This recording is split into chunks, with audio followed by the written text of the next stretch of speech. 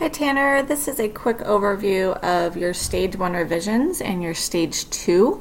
I know that you have your stage 3 on here, but I'm going to go ahead and leave that feedback for the 9.3 assignment, and I'll be getting those back to you via comments in your document in the next couple of days here. So I really like the direction that this unit is taking. I know that the topic is kind of something that you are still building your background knowledge on, and so that does make it a little bit harder to make the unit, but I think that you've done really well with it. So let's take a look at your stage 1 and just kind of what I'm seeing in these final stages. So I think that you have some really great understandings and essential questions. You do have topical and overarching. I think that your understanding number 3 and your essential question number 3 are definitely overarching. So one thing that I would just want you to come back and revisit is maybe the understanding number 4. How it's written, if you read it out loud, students will understand that how atoms behave. It's actually going to be the how atoms behave will be more of a knowledge base, and you can see it right here as your knowledge 1.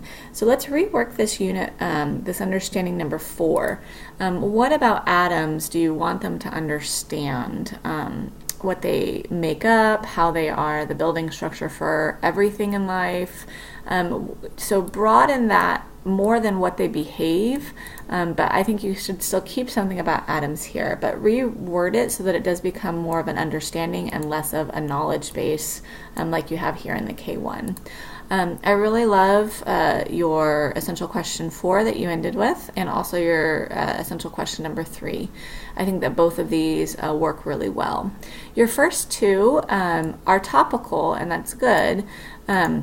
But I want you to say, how do you move these more into arguable? Both of them, when you start with how does water move, so maybe a little bit more just provocative and arguable, and the same with hot air balloons as well. But I think the concepts behind both of these are really important, but just see if you can kind of just work with them a little bit and go from there. So along with the hot air balloons, you can go anything along the lines of, well, kind of email me back and forth. Right now nothing's popping into my head as I'm making the recording. So, but if you come up with any ideas on these two, let me know. I think conceptually that's where you want to go. We just want to rework the questions so that they meet all the requirements of the essential questions. Your knowledge and skills, I think, are going strong. I think that they are evident in your learning plan as well. Your performance task, I think, needs very little, if any, changes. I like the role that you've given them. I like kind of the problem that you have set up for them. And then when you give them this challenge, of course, you'll have more directions on how to guide them, what steps they're going to be doing, and all those different things. I love that you have that outside audience in your principal. I think that that's really important because it allows you to both share with your principal what you are doing in your classroom, and also gives the students a real life audience and they will take this project more seriously because of that. All right. Your key criteria looks good, and your other evidence looks good as well.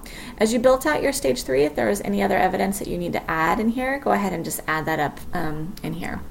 And then finally, your rubrics. Let me go ahead and pull those up. Again, your stage 3, I will provide written feedback on in the upcoming days. So your rubrics are also very strong. I like that you have kind of showed a little bit of how you're going to get to points. So there's 1, 2, 3, 4, 5 categories. And so just note if those are equally weighted. So are each of these 20% of the grade? And then, so would that mean that they're each 40 points? Okay, so kind of just clarify that a little bit.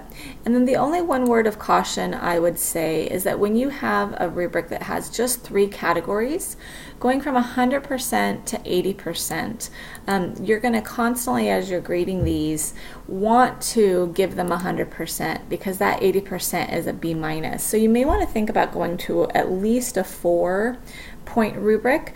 I've done 3-point rubrics before, and it's really challenging because there's a significant difference in content when you think of a student who's done work that's at 100% an A plus versus a B minus grade. So think about moving this into a 4-point rubric. 4-point and 5-point rubrics are a little bit more common because, again, this 3-point rubric is either going to inflate your scores because you're going to give everybody a 3, or it might even deflate your scores a little bit because you're saying, well, I didn't get perfect, so I'm going to give them a 2.